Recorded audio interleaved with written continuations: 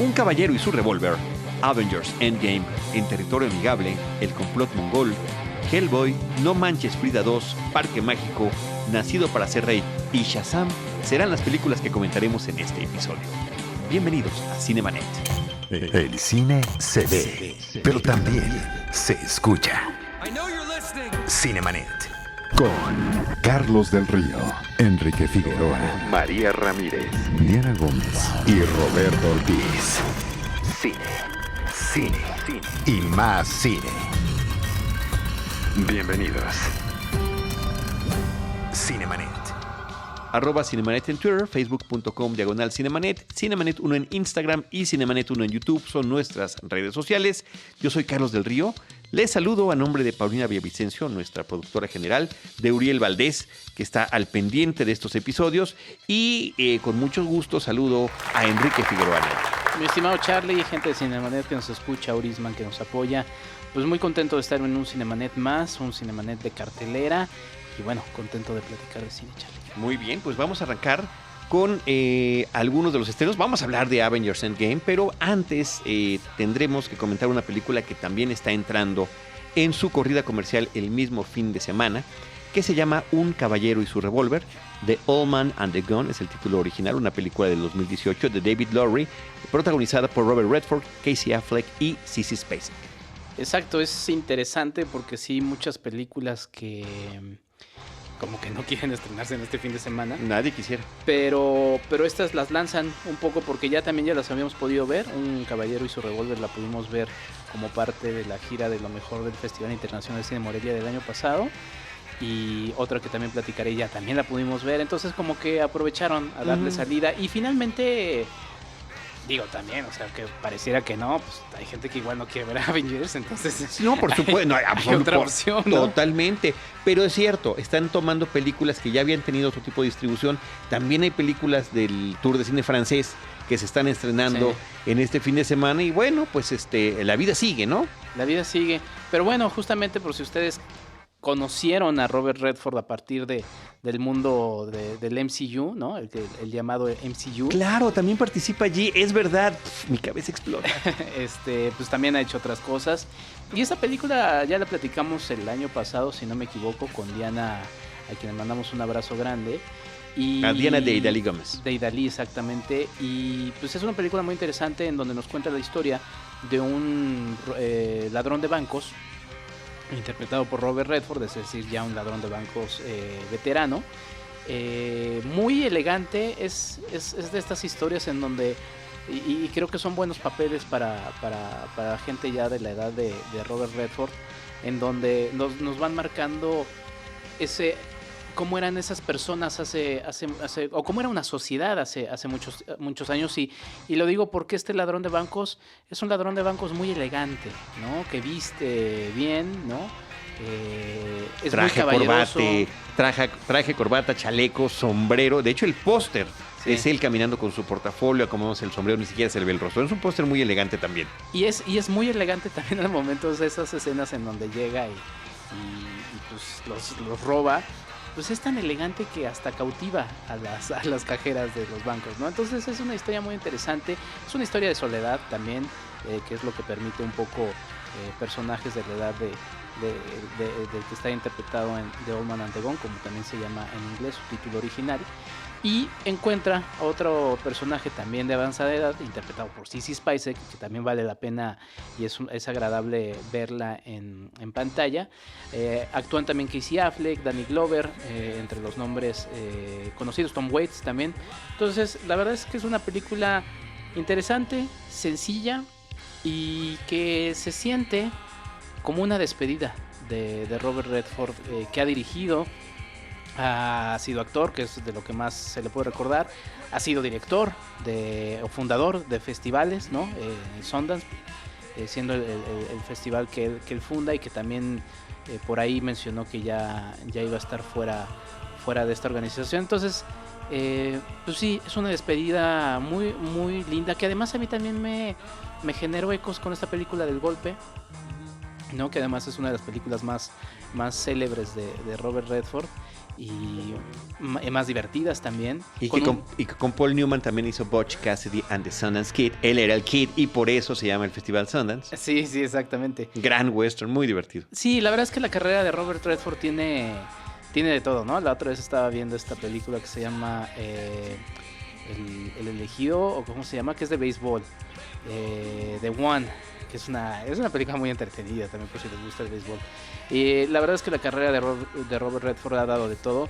Y pues bueno, te digo, Charlie, esta es una película de despedida. Se siente así, la verdad es que es una película muy agradable, pues vayan a verla. Despedida como protagónico, parece que no tiene ningún otro proyecto así fuerte en puerta, ¿no? En otra película que se llama Buttons es el narrador, en el universo cinematográfico de Marvel, como bien lo mencionabas, tiene un personaje, ¿no? Que apareció en más de una película. Entonces, bueno, pues ahí está esta enorme presencia fílmica, este gran personaje dentro y fuera de la pantalla, que es Robert Redford a través de esta película Un caballero y su revólver. Súper recomendable, ahí está, Charlie. Bueno, pues lo que está ocupando al momento de grabar este podcast, todas las carteleras, desde su estreno en función de medianoche, con 3 horas. Ya estaba agotado, ¿no?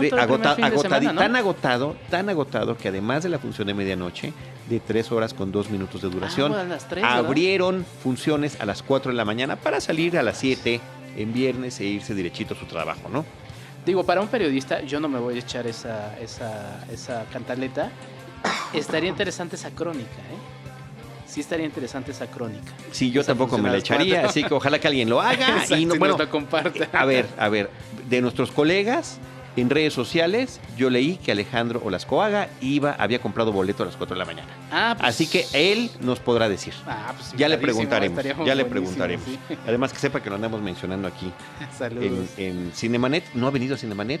A mí me tocó coincidir con él cuando me invitaron a Filmsteria. Y pues es interesante que nos lo traigamos aquí próximamente. Bueno, pues ahí está. Avengers Endgame, la película número 22 de este universo cinematográfico de Marvel, el MCU, como se conoce por sus siglas en inglés, el Marvel Cinematic Universe, que arranca con la película de Iron Man formalmente.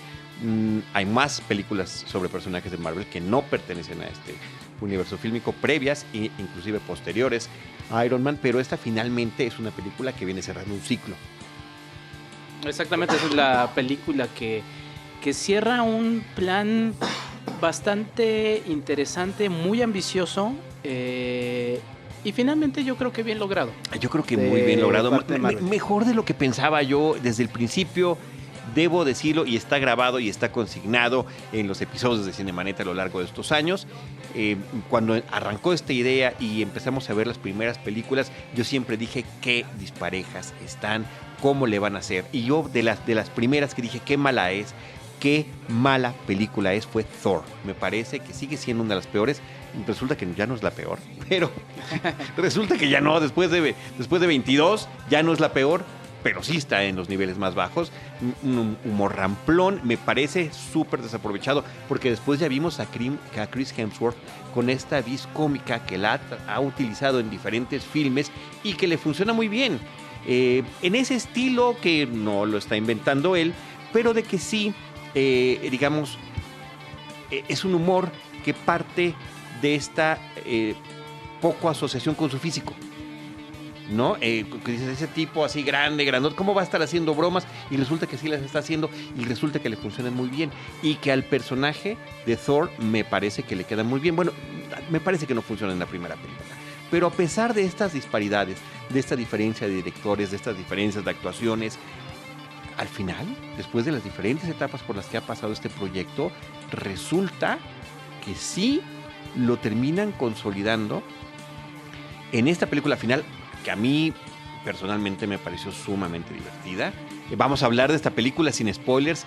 Se los juro que... Spoilers free. No, totalmente libre de spoilers. Es importantísimo que se los digamos, porque fuera de lo que se opina en el gremio, ¿no? O entre cinéfilos, sobre si uno quiere ser sorprendido o no, si es un valor o no del disfrute cinematográfico, yo soy de los que creo que sí.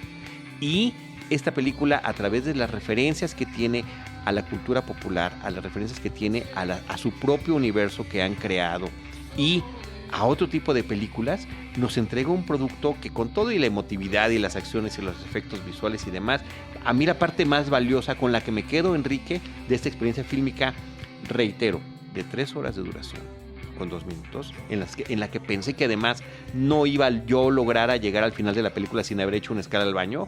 Bueno, pues soporté como si estuviera en viaje de Semana Santa a algún destino turístico de nuestro país. No me detuve, no salí y no quería yo perderme después de ver que todo lo que pasaba, y tú me vas a contradecir ahorita, yo sé que estás directo a eso, yo no quería perderme un instante de lo que estaba pasando en pantalla grande. Sí, bueno, remarcar las cosas positivas que creo, o sea, lo que ya había dicho del logro que es cerrar una serie de 22 películas que estén conectadas, ¿no? Creo que el gran valor, porque además, o sea, sí es una película, pero creo que finalmente es una película que une a varias, ¿no? O sea, no está aislada de las demás. Entonces se tiene que hablar, por ejemplo, de unas grandes virtudes de toda la saga, que fue el crear personajes que conectaran con la gente, ¿no?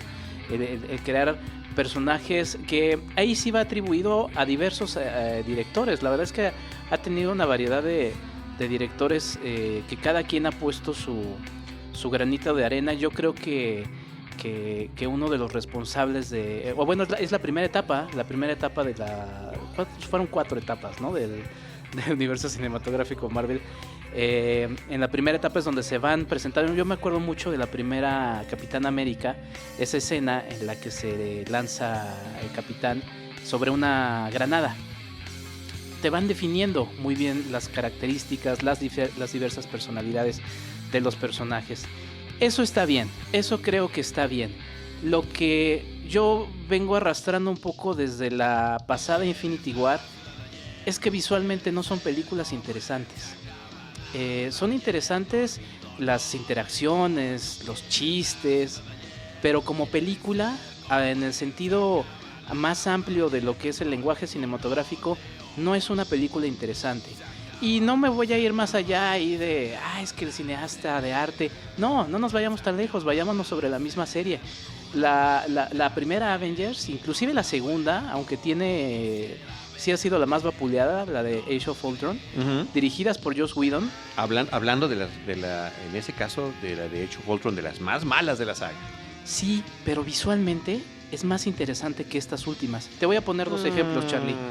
Esas primeras 2 escenas de la batalla de Nueva York, estoy hablando de la primera Avengers, en donde se va ensamblando, están todos los Avengers peleando por distintos lados, y de repente en un plano secuencia que sí fue armado, que sí fue con mucho CGI, porque esas escenas de Nueva York no son de Nueva York real, terminan en una escena muy padre, viendo cómo están.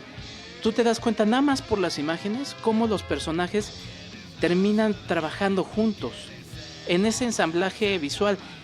La mejor escena bueno, es que eso es un spoiler, pero bueno, en esta primera Avengers, esa escena que creo que va a ser de las más icónicas, en la que está la cámara rodeando a todos los Avengers que están observando todo lo que está sucediendo. Posando en pose de Avengers. Pero es una gran escena. Esa es una de las grandes escenas que vas a recordar del MCU. En la Age of Ultron, en esa batalla donde están en una torre, están peleando todos, y fíjate muy bien en esas escenas, Charlie, hay un cuidado visual muy interesante. Pareciera que estás viendo viñetas de un cómic. Todos los personajes están interactuando. La verdad es que eso resulta muy entretenido. Compáralo con el Capitán América de la Civil War, en donde además visualmente creo que son muy pobres en cuanto a color. Son muy grises. Fíjate que sí, pero hay una razón. Pero espérame, son muy grises. Y en esa, por ejemplo, escena en la que están acercándose a pelear, están muy planos. Tú quieres ver algo más interesante. Y yo sí creo que son muy pobres visualmente estas últimas películas, que son dirigidas por los hermanos Russo. Que creo que no, o sea, creo que lo suyo no es la filmación, inclusive, y aquí quizá voy a entrar más en polémicas, como un cómic, viéndolo como un cómic, yo diría que además es hasta como un cómic malo, porque no hay ese cuidado. Ves las batallas y sucede en Infinity War, están encima de los personajes, dices, tienes todos estos elementos, juega, diviértete con ellos. Creo que es una película que va a cumplir con los fans. Va a ser un trancazo. Endgame, porque acabas de mencionar Infinity War. Sí. Sí, bueno, es que no puedo dar detalles de Ujú, Endgame porque si no spoiler. Pero va a funcionar muy bien Endgame. Pero creo que aquí sí, pensando como fan, yo no soy tan fan de esta serie. Pero yo creo que como fan uno diría, diviértete, muéstrame más. Tienes todos estos elementos que no se van a volver a repetir en muchos años más y no los utilizan, Charlie. Ya déjame hablar, Enrique, porque estoy en desacuerdo contigo en muchísimas cosas. Y eso me agrada. Empezando por las fases del MCU, son 3. Se supone que lo que sigue, lo que venga, sería la 4, ya ¿no? será la 4, ¿no? La 4T. Cállate la boca, por el amor de Dios. A ver, primero que nada, el arranque es con un director que es Jon Favreau. Me parece que esa película tan bien lograda, que también lo dijimos en su momento por allá en el año del 2008, ya en el lejanísimo 2008, me parece que es la que da el precedente de cómo deberían hacerse las cosas, que también un poquito viene a ser una carga, porque resulta que estamos viendo fórmula tras fórmula tras fórmula, ¿no? Pero cada director le irá dando su toque. Yo creo que lo que hicieron los hermanos Russo desde que toman la primera secuela del Capitán América y que no solamente siguieron con esas películas que fueron inclusive más interesantes que las secuelas de los Avengers. ¿Por qué más interesantes? Todos reunidos, déjame te digo por qué. Ajá. Porque ellos venían de otro tipo de referencias. Y ese tipo de referencias tenían que ver con el cine de suspenso de los años 70. Por eso, este aspecto fotográfico que tú le llamas la falta de color, tiene que ver con otro tono, para este nuevo tomo, fílmico, de una situación que se viera un poquito más aterrizada, que coqueteara con el cine de espionaje más que con el cine de aventuras y de cómics. ¿Me explico? Sin dejarse llevar por completo, pero que de repente como que lo aterrizara un poquito más para audiencias más maduras, sin que esto deje de ser un entretenimiento familiar. Y tan resultó correcto el tratamiento que le dieron, que al final les están dejando este gran cierre de la historia. Entonces, creo que la forma en la que está ordenada su narrativa visual tiene que ver con estos referentes, y me parece que son referentes muy valiosos, que efectivamente, cuando estamos hablando de una película tan masiva como lo es Endgame, todo queda de repente sepultado en las animaciones por computadora, en la reunión de muchos personajes, que hay por ahí una que otra escena donde dices, inclusive se me hace que ni siquiera estaban en el mismo lugar todos, ¿no? Sino que ahí hay un montaje digital para poder reunir a ciertos personajes, aún en escenas estáticas. A eso me refiero, ¿no? En las que son grandes peleas, evidentemente cada quien estaba por diferente lugar para lograr esos efectos, ¿no? Pero inclusive en una que otra escena estática que tenemos, semiestática, que tenemos en la película Endgame, sí, seguramente uno estaba en un foro en Nueva York, otros estaban en Londres, otros estaban en Los Ángeles, y al final de cuentas, gracias a la magia cinematográfica, bueno, resulta que podemos ver a todos estos personajes reunidos. Pero regreso al punto, a pesar de ese origen y de esa feeling que le quisieron traer a la película, de las películas del Capitán América que dijeron los rusos y que terminan trayendo para acá, rescato lo que te dije en un principio, que la parte más interesante de esta nueva película de Endgame, donde cierras y son tantos los personajes y tantas sus historias, que efectivamente se concentrarán más en unos que otros, pero en los que lo hacen, me parece que lo hacen con mucha emotividad, de repente con mucha emoción. Yo de lo que me peló siempre cada que veo una película de superhéroes o de grandes efectos especiales, es que, como los Transformers, por ejemplo, ves mucho CGI y al final no te quedas con ninguna escena que te haya cautivado y que digas, como la que tú mencionabas hace rato, que de esa Avengers. fue mi experiencia. Bueno, yo ahí en esta de Endgame estoy en completo desacuerdo, porque yo me quedo con varias que digo, ¿cómo voy a olvidar esto que vi? A tal personaje saliéndose, a tal o cual personaje saliéndose de lo que normalmente hace, que posiblemente le podía corresponder a otro, y que lo toma y lo vivimos como niños, unos más que otros, a través de la pantalla grande. Ahora, También hay que decir, ya ahorita te cedo la palabra, perdóname por favor, hay que decir que el motor, la base, ¿cómo le llamas? Cuando tienes un formato, ¿no? Uh-huh. El formato que tiene esta película está copiado de otras películas, de unas películas del cine comercial Más divertidas. muy emblemáticas, igual de divertidas.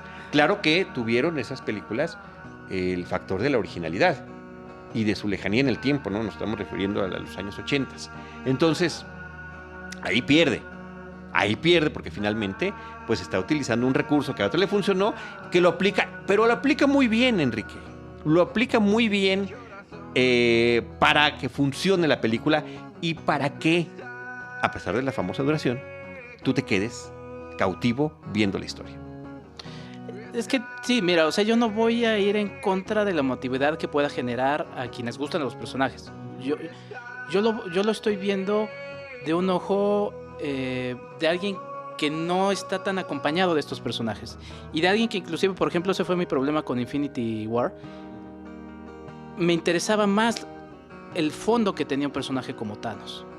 Su razonamiento, por lo menos en esa película, era mucho más aterrizado, coherente, ¿no? Que el de los otros. El de los otros, a mí mi percepción era esta bola de egoístas. Cuando a la megalomanía le llamas coherencia, ¿no? Pero estás hablando de megalomanía de arriesgar, por ejemplo, una Wakanda por salvar a uno de ellos. Uh-huh. Arriesgar a toda una Wakanda, solo por salvar a un Avenger. Sí. Entonces dices, y luego en esas películas que sucede en la primera Avengers. En la primera Avengers sí ves escenas, y por eso estoy aterrizando en las mismas Avengers. Sí, es algo que sí ha pasado en el universo. Estás viendo que están salvando a la gente. En Infinity War no ves a la gente. Antes de que desapareciera. Como que la gente desapareció antes de los chasquidos de Thanos, ¿no? No los ves. Y ves nada más. Entiendo que es la historia de ellos. Pero en esa sincronía, tú ves más un asunto más interesante en el villano que en los personajes. Y por ejemplo, esto que mencionas de este cine de espionaje, un poquito más maduro. Como una cinta de espionaje, esa es una cinta mala. Por ejemplo, el desarrollo de esa película hubiera sido más interesante. ¿Estás hablando de cuál de los Capitanes América? De la secuela. Civil... ¿Cuál? Civil No, War, es el Winter Soldier. Ah, bueno, Civil War. Estoy hablando de Civil War. De Civil War. En Civil War, por ejemplo, se maneja esta onda de que los villanos con los que se va a pelear, descubre el Capitán América que son nazis también, ¿no? Dices, bueno, pues eso es muy natural, entonces no hay ningún cambio en el personaje, porque además siento que los personajes a partir de un momento ya no cambiaron, ya no evolucionaron. Hubiera sido interesante que si hay una escena donde lo menciona, en donde se da cuenta que S.H.I.E.L.D. está haciendo un plan también y que le dice el Capitán América, oye, esto no es paz, esto es... Sí, pero eso no lo desarrolla. Yo creo que sí lo desarrolla, no, ligeramente, o sea... Pero ahí está el asunto, ligeramente, déjame acabar. En Infinity War también, por ejemplo, vemos que regresó después. ¿Cuál fue es que son muchas películas, la verdad. Pero bueno, hay una relación entre el de Age of Ultron, que es el que tiene la... Vision.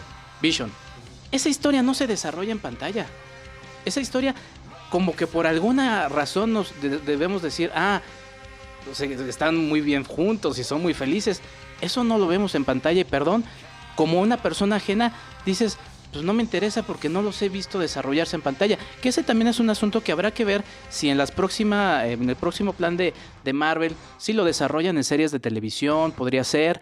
Creo que ahí hay muchas dificultades. La historia de Iron Man no la ves desarrollarse después de que se acaba el Iron Man 3, lo ves por partes. Y creo que ese es mi problema con estas películas. Y nada más para cerrar, ya para cederte la palabra, porque además tenemos que hablar de otras películas. Sí, nos faltan otras 8 o 9 películas, entonces cerremos esto. Está el asunto de, y ya se me fue el avión ahorita, ese era tu plan con maña. Se me fue, Charlie, creo que te salvaste. No, a ver, pero nada más. Sí, de por qué todas se ven igual, que entiendo que es para unirlas y todo eso. Para quienes leemos cómics, por ejemplo, tú sigues varias series con diversos dibujantes. Uh-huh. Cada personaje, cuando se juntan en un evento, que son como estos eventos cinematográficos, también suceden en los cómics, tú ves a cada autor manejar al personaje de distintas maneras. Creo que sí hay una forma de hacer una creatividad. Y por ejemplo, el juego de las luces, en Thor 2, hay un juego de luces más interesante. Y eso se nota. Sí juegan un poquito. Porque, por ejemplo, creo que sucede mucho con las escenas de noche, se ven más o menos bien. Pero de día, la verdad, es muy pobre cómo se ven esas escenas. Bueno, en Thor Ragnarok se ven espectaculares y es un estilo visual también pero muy peculiar. En el día se ven igual de grises y aburridas. Pero justamente en el día es cuando se ven padres, porque es ahí como No. hemos platicado ese referente No. de Flash Gordon que tiene grises, la película. Son muy grises. ¿Thor Ragnarok te parece muy gris? Sí. No, en las escenas de día. Sí, claro. En las escenas de día, Okay. Exactamente. Sí. Has de estar pensando en otro. No, de verdad, estoy pensando. Ya te estoy viendo es en la que confundido. sale la hermana de Thor. Sí. Sí, es esa. Esa escena de día. Son muy grises y son muy aburridas. Esa escena... Visualmente, estoy hablando de la narración. Dejemos lo emotivo, dejemos lo narrativo. Hablemos de esas escenas como cine. Me parece que las escenas de día en Thor Ragnarok están muy bien trabajadas y justamente uno de los elementos que sobresale es el gran colorido que tiene, que se remite a cierto estilo de cómic de la época. Pero bueno. The Okay. Watchmen, por ejemplo. No, Watchmen es otra cosa. Y hay un Completamente. jugueteo ahí más interesante. Sí, pero no te me cambies así tan dramáticamente. Estoy hablando de cine, de Sí. cine. Bueno, concluyamos. Rápidamente, tu opinión final sobre la película. Yo doy la opinión final sobre la película. Va a ser un trancazo, a los fans les va a gustar. No, a ti. ¿Qué te dejó después de 3 horas con 2 minutos de la hora de espera Pudo para haber poder durado verla mucho menos. en la función de prensa? Pudo haber durado mucho menos y creo que los fans se merecían, a nivel cinematográfico, algo más interesante. Bueno, Iván Morales, director editorial de la revista Cine Premier, puso un tuit justamente después de la función de prensa a la que asistimos y decía que, y de eso se iba a tratar su podcast, vamos a escucharlo también, el podcast de Cine Premier. Atentos. Vamos a escuchar ese podcast de Premier sobre lo que es el fan service, el servicio al fan, cuando justamente lo recompensas con guiños, referentes, conexiones entre personajes, historias, y decía, y eso, el fan service funciona bien y es algo bueno que queremos destacar de esta película. Esa era la idea, porque también podría tomarse en una connotación negativa de falta de creatividad y únicamente estamos de una película complaciente. ¿Es una película complaciente? Sí lo es, y que además viene de un tono tan oscuro, tan dramático, tan triste, tan nostálgico que nos da ese final de Infinity War. Y cómo de ahí, ¿qué pasa con esos personajes? Yo creo que sí han evolucionado, a pesar de que son pinceladas y que solamente puedes tener pinceladas. Estamos hablando de tantos y tantos personajes, que es uno justamente de los alcances y de los retos que tuvo crear esto para la pantalla grande. Yo, por ejemplo, voy a mencionar Watchmen, que tú lo hiciste, que mucha gente se queja de esa película. Yo creo que están muy bien desarrollados los personajes en términos de psicología. Aquí, un poquito menos, pero yo sí siento que los principales personajes han evolucionado y al final, en esta película número 22, se nota a través de las decisiones que cada uno de ellos van tomando y cómo este camino de heroísmo que han seguido a lo largo de las décadas en esta versión fílmica ha funcionado muy bien. Me parece que es un gran cierre, que los fans de los cómics, yo sí era de los que leía, o sea, de una serie que yo seguía de adolescente, era de los Avengers, gracias a un primo mío de Campeche. ¿Cómo se llama? Álvaro Arceo Piña. Muchas gracias, primo. Ojalá que escuches ¿Ya ves lo que hiciste? podcast. Sí. Te lo reconozco en esos viajes a Campeche de verano, que tenía sus alteros de cómics. Ahí veía yo, y justamente como me pasó antes con Spider-Man, me encantaba la continuidad que tenían los personajes. Bueno, poder ver todo esto en pantalla grande y con los aciertos de los personajes y de los actores, pues, o sea, el acierto entre muchos de ellos, me parece interesantísimo. No vamos a citar el reparto porque no acaba uno nunca. Son más de los que imaginan. Nada más eso les decimos. Son mucho más de los que imaginan. Y otra cosa que quiero destacar, ya por último, es que la relevancia que tuvieron a lo largo de todos estos años, estos epílogos, estas escenas postcréditos, muchas de ellas resultaron ser fundamentales, así como otras no. Me he quejado de la de Ant-Man 1000 veces y lo seguiré haciendo. De ese final de la hormiga tocando la batería me parece vomitivo, pero muchos otros en realidad tienen una resonancia interesante. ¿Y qué creen? Esta no tiene escena postcréditos. Tiene varios vamos a llamar epílogos, ¿no? De alguna forma, es un cierre de una etapa. Y si quieren ir al baño corriendo cuando empiecen es lo que te iba a decir. Pueden correr. Es el llamado al auxilio. Pueden correr. Está padre la forma en la que presentan a los actores al final de la película. Si quieren después de eso ya corren al baño tranquilísimos, que no va a pasar nada más después. Bueno, ahí está Avengers Endgame, que ya nos llevó a la mitad del podcast, y tenemos más películas aquí pendientes que comentar. Rapidito. En Territorio Amigable. Ahora sí, a ver si ya te pones más amigable. En Territorio Amigable, querido Enrique, con Sweet Country. Yo soy súper amigable, mi estimado Charlie. Lo que pasa es que tienes miedo a la crítica. En Territorio Amigable, que la vimos justamente en la 65 muestra, ahorita se está llevando a cabo la 66 muestra. ¿De la Cineteca Nacional? No sé en qué momento de nuestro podcast estemos, si ya salió, si va a salir el va episodio. Va a salir un episodio sobre la Cineteca Nacional, la muestra de la Cineteca Es Nacional. una de las películas más interesantes, fue de las películas más interesantes de la pasada muestra. La dirige Warwick Thornton. Todo se lleva a cabo en la Australia, pues como es un western justamente, en una Australia agreste, en la que encontramos la historia de un hombre indígena de la localidad que por circunstancias él trabaja para un hombre justo, para un hombre de religión que cuida de él y de sus familias, pero de repente aparece otro personaje que empieza a agitar pues no las aguas, porque esto está más seco que nada, pero es un western. Es un western. Pero bueno, la verdad es que vale mucho la pena. No diré más porque la verdad es que sí platicamos de ella en Cinemanet. Entonces ahí está la invitación. Si ustedes gustan de un cine. Además tiene una situación muy interesante. Por ejemplo, tiene estos, ¿cómo le llamaremos? Que no son flashbacks, sino que son para adelante. Flash forwards. Flash forwards, exactamente. Tiene muchos que te van contando un poco como rompecabezas la historia, entonces tú ahí la vas cachando. Eso creo que me resulta muy interesante. Y bueno, ahí está en Territorio Amigable, Charlie. En Territorio Amigable del 2017, que bueno, ya al final se está estrenando comercialmente aquí en México, dirigida por Warwick Thornton, y que a mí me encanta cuando desde diferentes puntos de nuestro globo terráqueo llegan películas que son westerns, ¿no? Que pueden tener este espíritu de este género. Y que sigue siendo muy vigente, porque sigue hablando de cosas muy actuales. De verdad. Que es que una vez una amiga me preguntaba que por qué seguiría Híjoles, vigente. hablando de eso. ¿Qué onda con tus amigas? ¿De qué se trata? ¿De qué se trata? ¿Con quién te juntas? Por el amor de Dios. Ahí en Netflix está una película sobre Bonnie y Clyde, visto desde el punto de vista de quienes los capturan. Sensacional. ¿Luego la comentamos? Sí, la vieron mis papás, yo no la he visto, así que la voy a ver. No, vela. Sí. Ahora estaría padrísimo conectarla con el clásico Bonnie and Clyde. Lo hacemos. Hollywoodense, ¿no? Pero esta con Kevin Costner está muy padre. Y toma por completo, por absoluto, un estilo de western, aunque ya estamos hablando de principio de siglo, con vehículos motorizados y demás, ¿no? Pues ya, me la vendiste. Hay que verla. Bueno, por otra parte, vamos a platicar de la película El Complot Mongol, que ya está en cartelera desde la Semana Santa en nuestra República Mexicana, una película de nuestro país. Y que hay entrevista. Dirigida por Sebastián Del Amo, con quien Roberto y yo tuvimos la oportunidad de platicar. Es un podcast que ya está publicado, ya lo pueden buscar y ver todo lo que Sebastián Del Amo en su tercera visita a Cinemanet, con cada una de las películas que ha producido y dirigido en los últimos años, tiene que decir, pero bueno, esta para él resulta una película muy personal.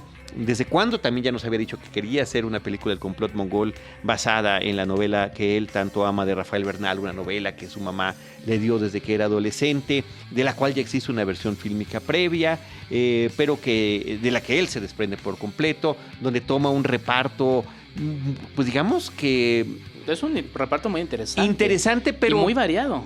Como hasta disparejo parece, ¿no? Y que hace que funcione en pantalla. Él brinda a esta historia ubicada en un periodo de la Guerra Fría internacional, cómo la Guerra Fría se ve reflejada en el México a través de esta novela y cómo él la retoma a principios de los 60s. John F. Kennedy va a venir a visitar México. Que sí sucedió, o sea, sí fue una visita. Fue en el 63, el mismo año 62, que lo matan. 63. Pero fue el mismo año que lo matan, según yo.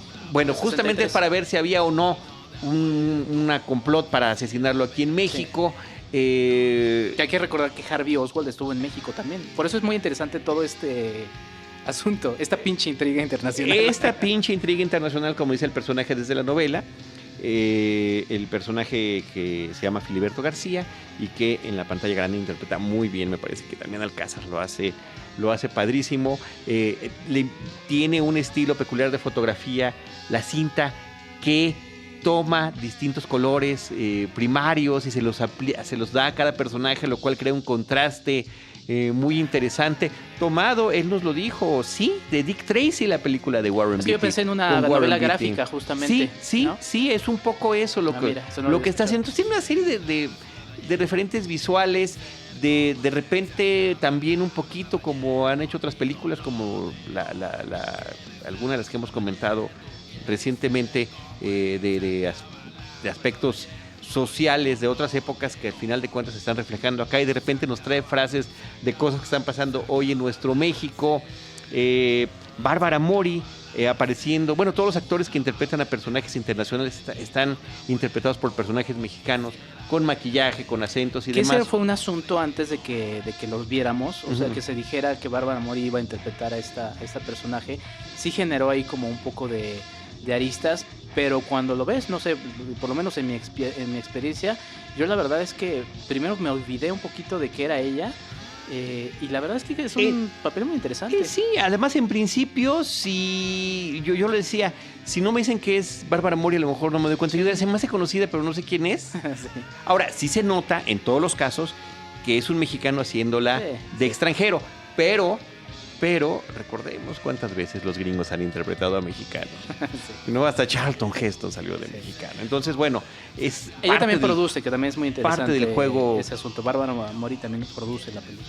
Y bueno, es una producción de Del Amo. O sea, él mismo está apostando todo con esta. Sí. Entonces, creo que es una entrega que va a sorprender, que puede sacar de un lugar de comodidad al público, que decía, oye, ¿qué cosa es esto? Javier López, Chabelo. O sea, Don Chabelo, o Don Javier López Chabelo, o Eugenio Derbez, que participa en la película, en papeles no cómicos, no necesariamente cómicos. Sí. Hay un humor negro ahí, pero es diferente de lo que normalmente hacen. Y lo contiene un poquito, porque sí se le sale lo Derbez, pero creo que está bien. Lo contiene, y ¿sabes qué me pareció sumamente interesante? Que para quienes conozcan o no la novela, los dos personajes que le dan la misión a Filiberto son ellos dos, sí, ¿no? Que vienen justamente, que están plenamente identificados con la comedia. Y una de las cosas que quería hacer Sebastián Del Amo es, bueno, vamos a sacarlos de ese encasillamiento a donde los tiene el público. Entonces son muchos elementos. El otro gran elemento que es importante mencionar es que el personaje principal le habla a la cámara. Sí. Rompe la cuarta pared. Al principio demasiado pareciera. No, pero creo que te vas a acostumbrar. La verdad es que está bien. Digo, lo hemos visto desde Woody Allen hasta Deadpool. Entonces, bueno, es completamente válido e interesante. O sea, lo que normalmente es la voz en off o la voz del narrador en la novela o en la película anterior, que era en voz en off, aquí el personaje se dirige a nosotros. Y la verdad que hay que reconocer el trabajo de Damián Alcázar, porque además tiene un plano secuencia al final muy, muy interesante, muy interesante. Y yo añadiría la música. La música también es muy importante. Es mambo, además, ¿no? Es un mambo que está llevando, que pareciera que también contrasta, como que son elementos que parecería que no deberían de conectar y conectan muy bien. Pero está padrísimo. La verdad es que creo que también el asunto musical está muy bien llevado. Y bueno, la verdad es que a mí también. Se me va el nombre del actor, la primera, de Juan Orol. Se me olvidó el nombre, Charlie Help. Sí, se me fue. Roberto Sosa está muy bien, está muy divertido. Y justamente lo iba a mencionar porque a mí sí me gusta El Fantástico Mundo de Juan Orol. ¿A mí también? Porque iba a decir un poquito de sí. Me gusta más que Cantinflas, por supuesto, del mismo director. Creo que sí, la verdad es que sí, Cantinflas no. Sí, Cantinfló, pero tiene también pero aspectos interesantes. Esta la verdad es que compite por ser la película más interesante del Amo. Está bien, la verdad es que está muy bien. Ari Brickman y Moisés Arismendi, como el agente del FBI y el agente de la KGB respectivamente, son muy divertidos también. Lisa Owen también participa en la película. Gustavo Sánchez Parra también. De repente hay una aparición de Hugo Stiglitz. Ese sí es muy padre, pero además también escuché que, por ejemplo, por los ojos medio rasgados de Gustavo ajustaba. Entonces está bien, está divertido. Ahora, lo que nos decía, y ya lo habrán escuchado en el podcast con Sebastián Del Amo, que Bárbara Mori tiene ascendencia japonesa. Eso. Su abuelo... Ya no digas más para que lo escuchen. Pues sí, pero déjame les digo. Ya dije esta. Su abuelo era emigrante japonés en Uruguay. Y ya el papá de Bárbara Mori ya es uruguayo-japonés, ¿no? Entonces, bueno, de ahí viene esta herencia. Entonces, como que sí lo da. Ahí está, El complot mongol de Sebastián del Amo en cartelera. Otra película que está en cartelera que continúa es Hellboy, que es un relanzamiento, un reboot, como le llaman en inglés, de una franquicia fílmica basada en un cómic y que en especial, pues mucha gente la tenemos, ¿no? Como memoria colectiva muy identificada con el trabajo que hizo, me parece que muy bien, Guillermo del Toro y Ron Perlman y todo el equipo que los acompañó en esas primeras películas. Bueno, el tiempo pasó. En el 2019 dicen es momento de darle reinicio a esta historia. ¿Y cuál es la diferencia? El tono que tiene. Está basado en los trabajos de Mike Mignola, al igual que las anteriores, pero esta se presenta como una película de cómic, de aventuras, de superhéroes para adultos. ¿Y en qué se nota este tema de adultos? En la violencia con la que se desenvuelven los personajes, tanto verbalmente como como visualmente. Hay mucho gore en la película, hay mucha acción, hay mucha música trepidante de rock que podemos escuchar a lo largo de las escenas, y es una de esas películas que me parece que se van, al menos para mí, se me fue como agua. Es tan trepidante la acción y de repente, ay caray, ya se acabó.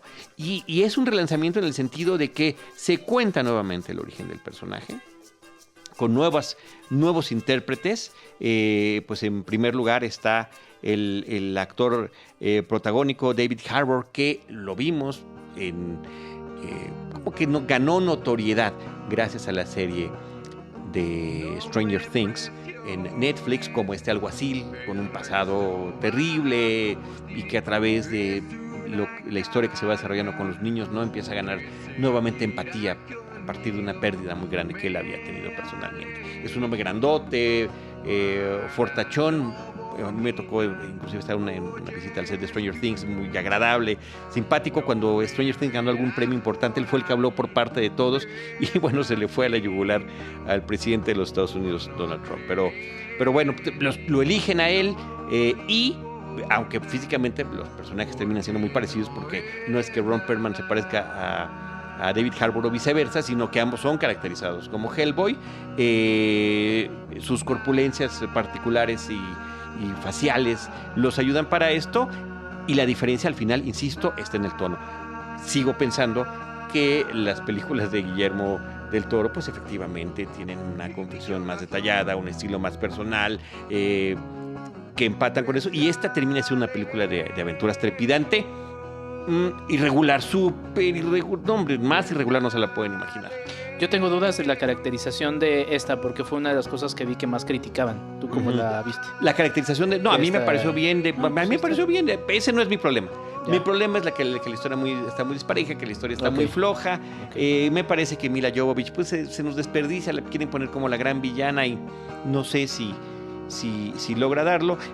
También siendo un poco desperdiciado a Ian McShane, que es el que en esta ocasión interpreta al padre de Hellboy, a este padre adoptivo, y que pues como que uno no puede dejar de ver las diferencias entre los actores que lo habían hecho previamente, ¿no? Pues ahí está, de invitación para que vayan a ver Hellboy, que creo que... Porque sí, luego hay muchas quejas es que ¿por qué vamos a ver distintas versiones de estos personajes? Pues otra vez, si regresamos a los cómics, hay 4000 versiones de los personajes, entonces creo que eso enriquece y suma. Habrá que ver, digo, igual dices que prefieres lo anterior, pero está bien. No, pero esta me pareció entretenida, pues, o sea, es totalmente palomera y dominguera para adultos. Neil Marshall es el que dirige esta nueva historia y algunos podrán encontrar o no empatía con los nuevos personajes que nos están presentando. Así que bueno, ahí está Hellboy. Cine mexicano en cartelera, plena, totalmente exitoso. Me refiero al aspecto comercial en su taquilla, tanto en México como en Estados Unidos. No manches, Frida 2. Sí, ya es de las películas más taquilleras mexicanas en los Estados Unidos, y en nuestro país ya es la quinta película al momento de grabar este podcast, la más vista en nuestro país. Me estoy refiriendo a No Manches Frida 2, que tiene como cartas de presentación a Marta Higareda y Omar Chaparro. Hay que recordar que la primera No Manches Frida está basada en una película de la que sí es muy similar, alemana, es así, y cuenta la historia de un bandido que termina por un dinero que escondió bajo una escuela preparatoria, que en este caso es la Frida, y ahí empieza como a hacerse pasar por maestro para intentar ver si llega otra vez al dinero, y se encuentra con el personaje de Marta Higareda, de quien se enamora. Entonces estos hechos nos presentan ya el inicio de la boda, bueno, la boda misma de esta pareja. Esto sucede en el tráiler, se ha dicho en todas las entrevistas que le han hecho a Marta Higareda.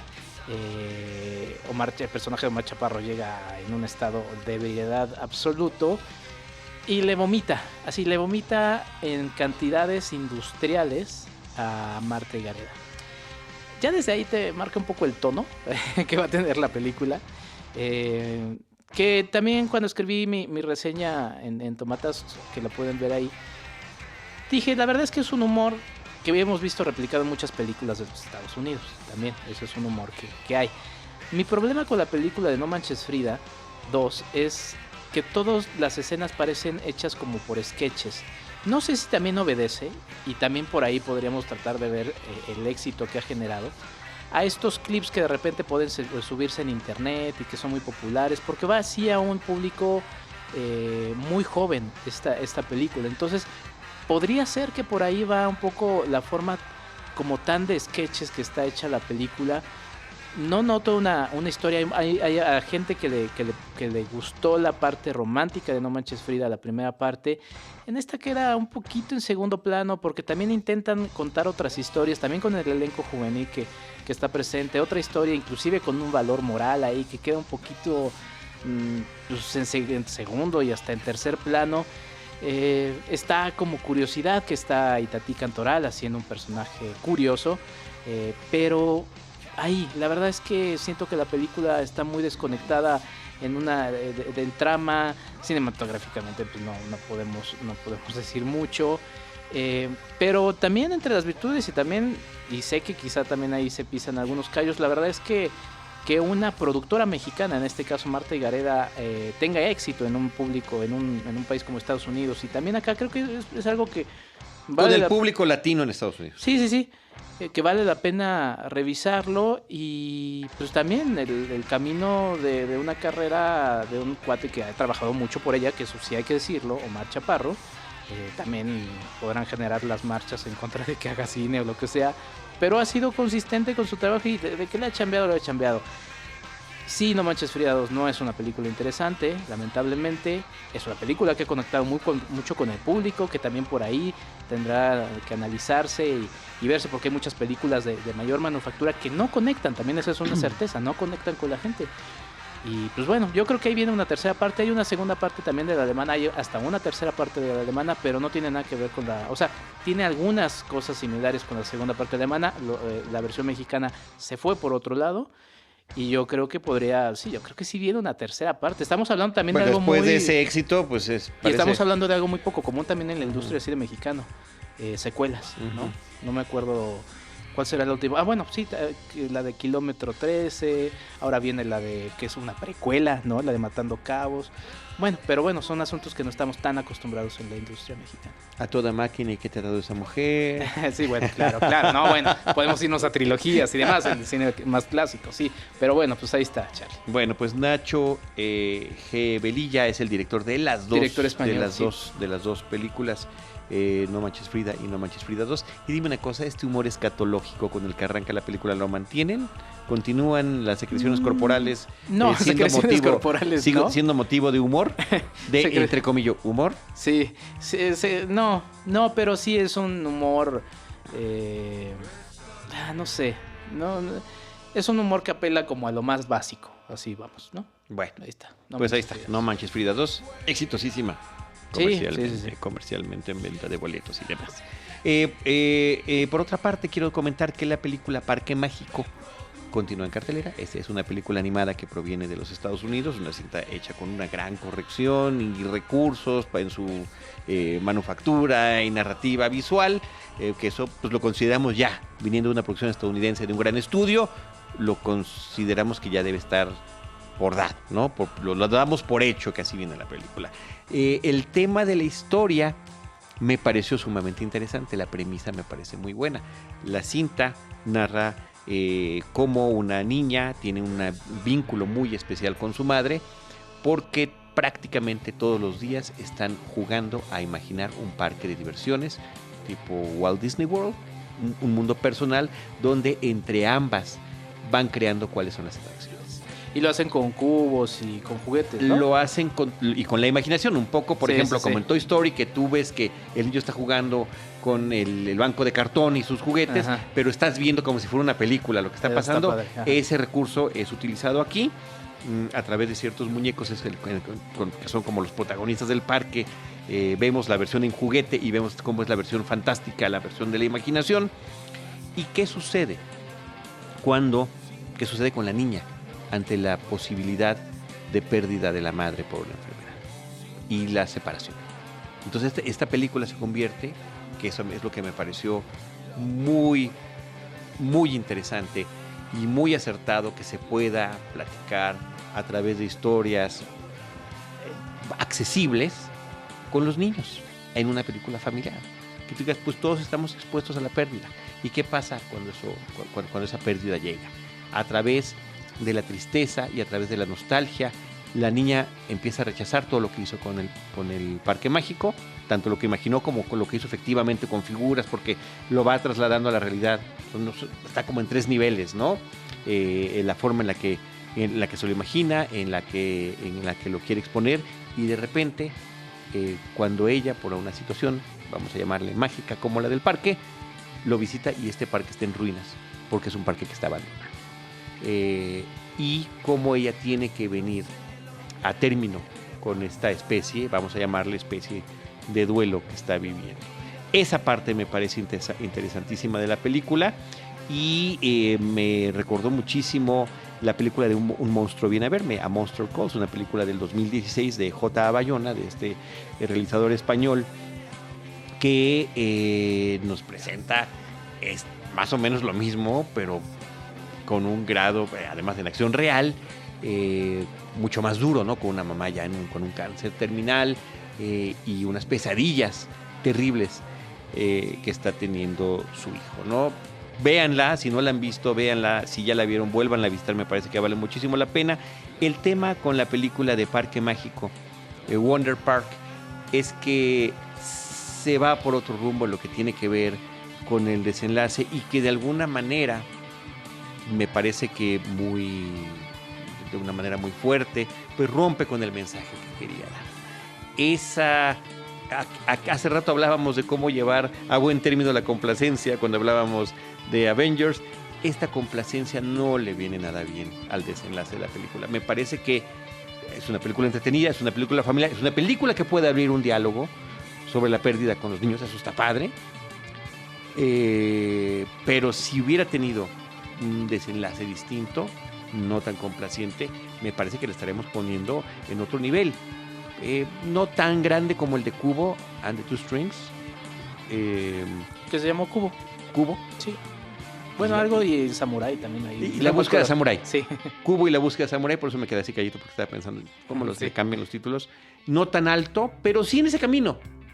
Y está padre, o sea, sí tenemos que hablar de esas cosas. Y se puede. Es una opción importante. ¿Pudo haber sido mejor? Sí. Maldita sea, sí.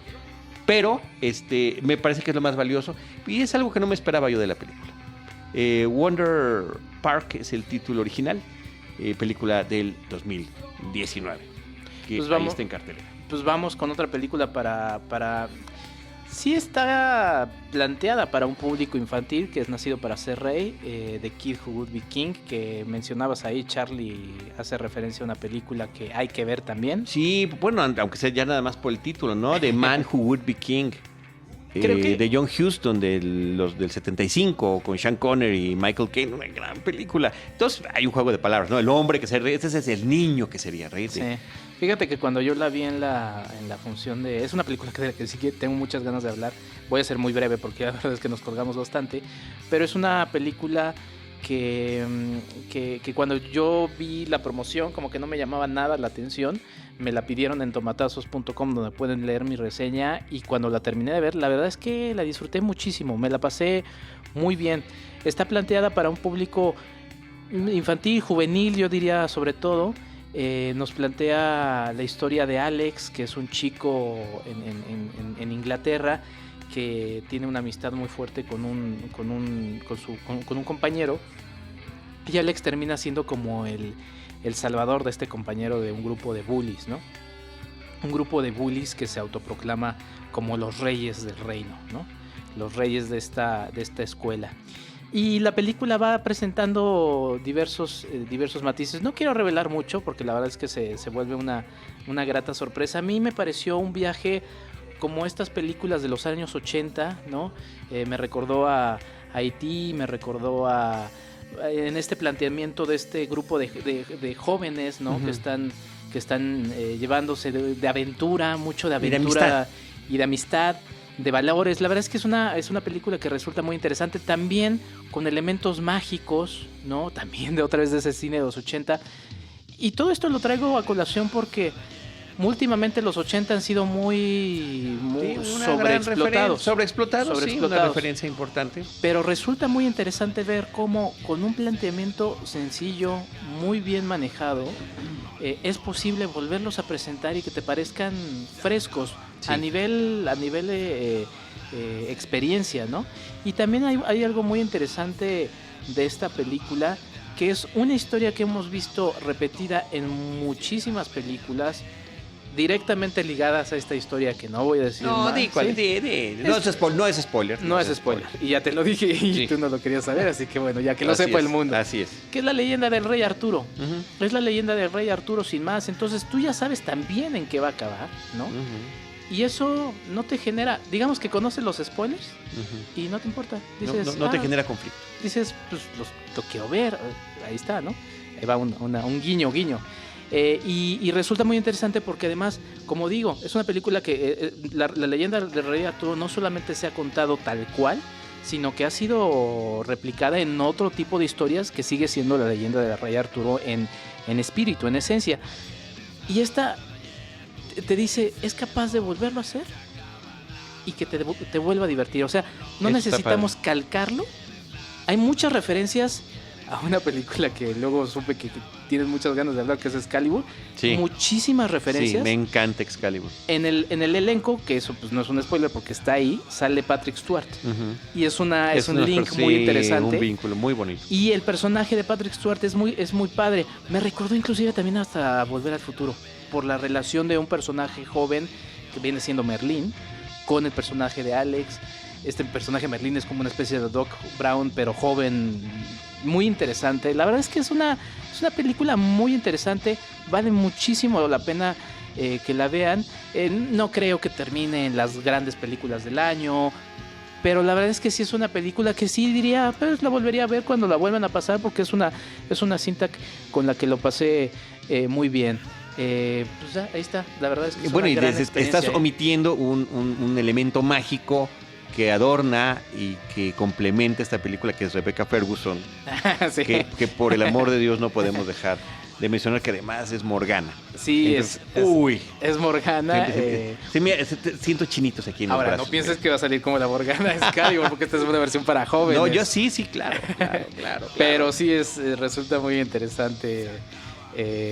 Puede ser un poquito larga, puede ser, porque yo sí sentí que de repente se alargó un poquito innecesariamente, pero la verdad es que no lo ocupé. Dije, está bien.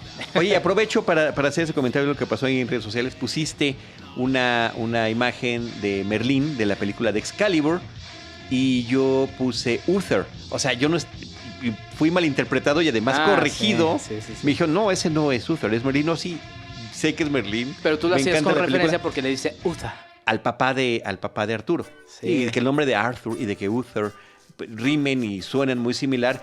Y la forma en la que ese actor que interpretaba a Merlín mencionaba con su acento británico y demás, además en ciertos momentos súper mágicos que tiene la película, no, me encantaba. Sí, fui mal interpretado. Debo confesarlo, porque también yo me enteré al aire, debo decirlo, Charlie, ahí está mi sorpresa grabada. Eric me invitó a grabar un programa de Excalibur. Me dijo que tú lo habías lanzado alguna vez y yo me enteré en ese momento y yo dije, a ver si no me da un coscorrón. Seguramente me va a dar un coscorrón Charlie al final, pero la verdad es que es una gran película. Los invito también a que escuchen este episodio. Qué padre. Es una gran película. Estupendo. Pues ahí están otros referentes que estamos dando a lo largo de este episodio de películas del pasado que se vinculan con las que estamos viendo y que resultan interesantes, entre otras cosas, tan solo con esta película, El hombre que sería rey, de John Huston, y por otra parte Excalibur. Sensacional pieza ochentera, que también tuvo sus grandes digamos que aportaciones en términos de historia y narrativa visual a un mito clásico, ¿no? Sí. Bueno, pues ahí está, Nacido para ser rey, The Kid Who Would Be King. Y bueno, finalicemos este episodio que ha tratado mucho sobre lo fantástico y los cómics, ¿no?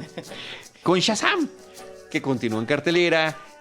Quizás me parece que debió haber sido un trancazo mayor de lo que realmente fue, no lo sé. Shazam me parece una película muy divertida, en este caso el universo de DC Comics, que también, si hablábamos hace rato de lo irregular que ha sido Marvel en su propio universo cinematográfico, bueno, para irregularidades, DC Comics le dice quítate que ahí te voy. De eso platicamos también con Oliver Fuentes en el especial que hicimos de Teen Titans.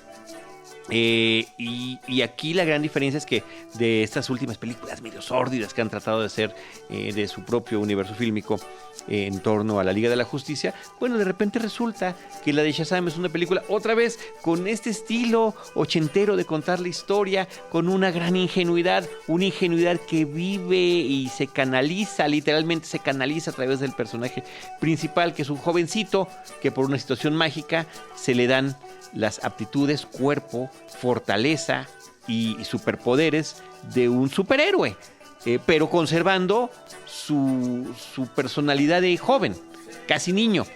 Y esa dicotomía, esa contradicción es la fuente de toda la cuestión humorística, como lo fue Big en los 80s. También quisiera ser grande con Tom Hanks, a quien esta propia película de Shazam hace al menos un par de referencias, cuando nos presenta en una juguetería un piano y cuando nos presenta una de estas ferias que van y vienen de pueblito en pueblito, ¿no? Con su rueda de la fortuna. Sí, que es el motivo en la película de Tom Hanks, ¿no? Es el original. Sí.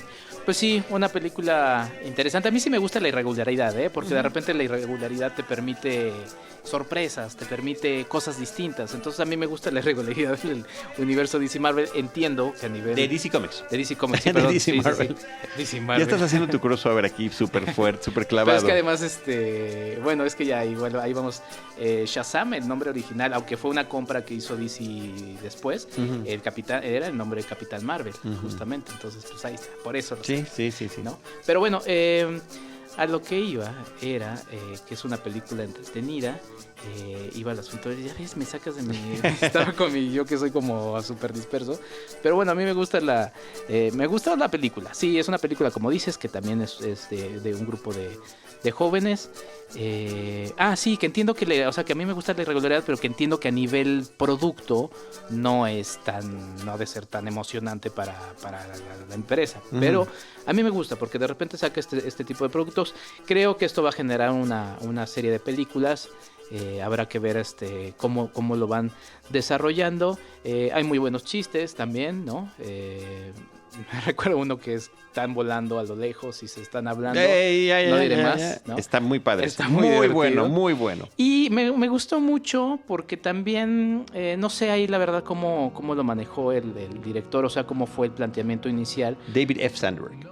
Pero hay un cameo que no corta todo con o sea, no, como que no dice, todo demás es basura. No, como que de alguna manera lo conecta. No. Dice que prácticamente asumen que están viviendo en el mismo... Sí, entonces eso me gusta. Es por eso te digo que eso... El personaje juvenil que colecciona cómics, pero también colecciona memorabilia, y esa memorabilia está vinculada con la realidad. Está bien padre eso. Eso me gustó mucho de la película. Y Zachary Levi se ve que se ha dado una divertida con el personaje contagiosa. Sí. es muy contagiosa. Sí, la verdad es que, digo, mis asuntos quizá van un poquito, ya la verdad es que hablamos muchísimo de la primera parte de películas de cómics, van un poquito también por ahí, pero la verdad es que sí es una película que sí, que además, ¿sabes qué?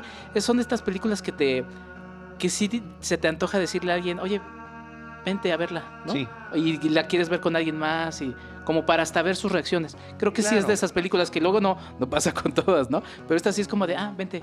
Quiero verla con diferentes personas.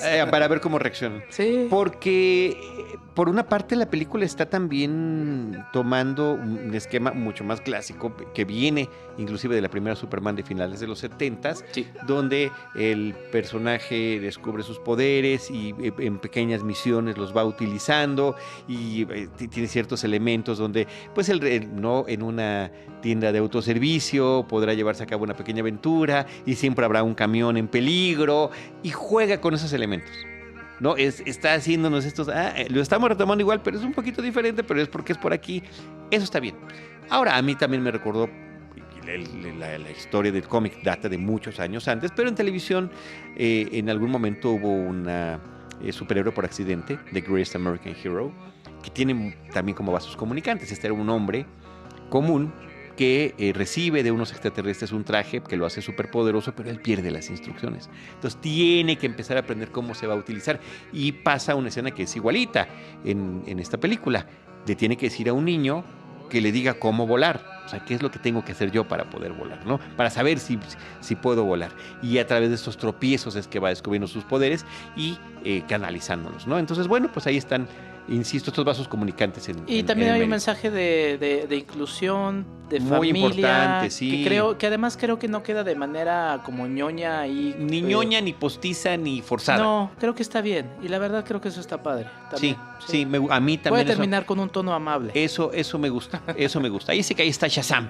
Continúa en cartelera y vale muchísimo la pena que la vean. Pues bueno, ya, ahora sí, Urisman, discúlpanos.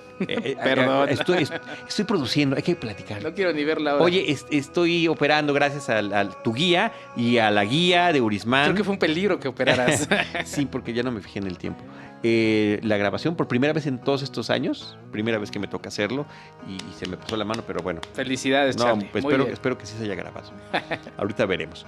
En este episodio platicamos las películas Shazam, Nacido para ser rey, Parque Mágico, No Manches Frida 2, Hellboy, El complot mongol, En territorio amigable, Avengers Endgame y Un caballero y su revólver. Enrique Figueroa Anaya, @EnriqueF86. Muchísimas gracias. Charlie Rodrigo, como siempre, un gusto. EnriqueF86, hablamos en Twitter de todo y más. Seguramente voy a escribir un poquito más de Avengers, de todas las demás películas que nos ha hablado, así que pues ahí está. Del hombre que sería rey. Sí, fíjate que ese no escribí en Reconoce, escribí en Tomatazos, pero pues ahí está. Va. Muy bien. Mucho la pena. Pues ahí estamos. Nosotros con nuestras redes sociales, @Cinemanet, facebook.com/Cinemanet, Cinemanet1 en Instagram y Cinemanet1 también en YouTube, que es donde estamos publicando actualmente los episodios que estamos grabando en podcast. Nosotros los estaremos esperando en nuestra próxima entrega con cine y más. Esto fue Cinemanet con Carlos del Río, Enrique Figueroa, María Ramírez, Diana Gómez y Roberto Ortiz. El cine se ve, pero también se escucha.